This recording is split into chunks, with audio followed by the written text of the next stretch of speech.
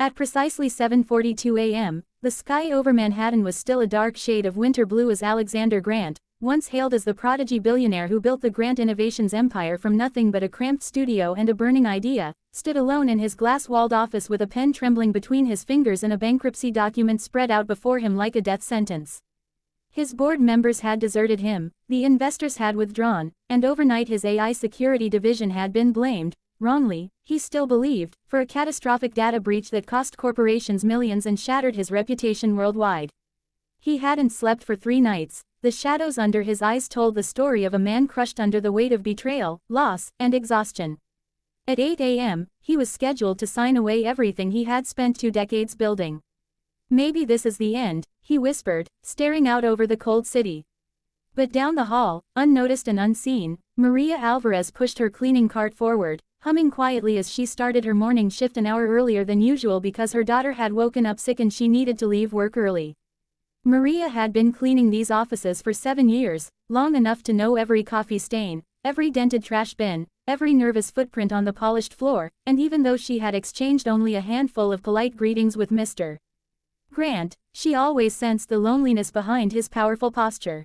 As she dusted the hallway portraits, she noticed that his office lights were on long before the building officially opened. Strange, she thought, because men like him rarely arrived without assistants, drivers, or cameras. She hesitated, debating whether to knock, but continued working until a stray breeze from the vent sent a stack of folders tumbling from the table where she was cleaning. As she crouched to collect them, one page caught her eye, not because she meant to read it, but because a bold red number at the bottom seemed wrong, impossibly wrong. She glanced again. She worked 2 jobs, balancing rent, medical bills, and school fees, and she knew numbers like a survivor knows danger. That red figure was missing a 0. A single 0. A digital formatting error that changed calculations worth millions. Her heartbeat quickened. She shouldn't interfere, but if this document was what she thought it was, someone had either made a disastrous mistake, or set a trap. With her hands shaking, Maria pushed her cleaning cart toward the open office door and knocked softly. Alexander turned, startled, his eyes hollow.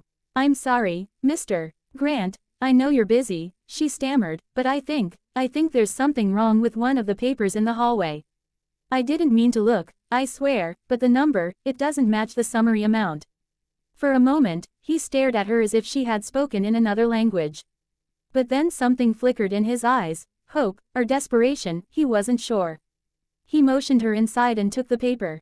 His breath caught. The error was real, a missing 0 that changed the liability calculations drastically. But this wasn't a random typo. Maria had accidentally picked up the internal audit sheet used to justify the bankruptcy motion. Which meant someone had manipulated the numbers. Someone close. "Who handed you this file?"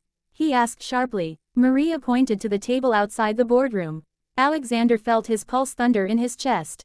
The only people with access to that file were his CFO and 2 board members, the same 2 who had insisted on the bankruptcy signing at 8 sharp.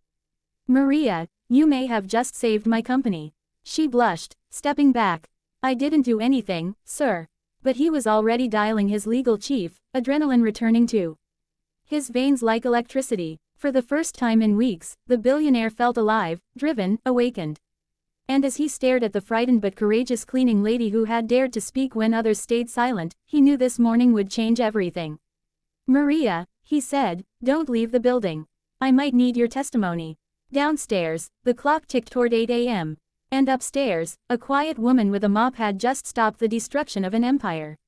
If you're enjoying the story, don't forget to subscribe for more emotional, powerful tales that keep you hooked from beginning to the next 30 minutes exploded into chaos as Alexander stormed into the conference room with the audit sheet in hand, his legal team scrambling behind him and his board members already seated comfortably, smiling like men preparing to split the bones of a dying kingdom. "Before we begin," Alexander said, slamming the paper onto the table, "I'd like to know who altered the liability numbers."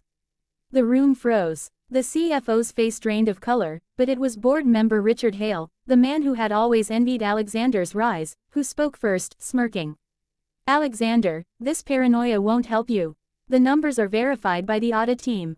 "No," Alexander replied coldly.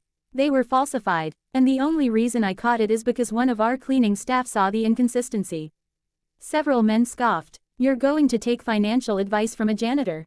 Richard sneered. "Yes," Alexander said sharply.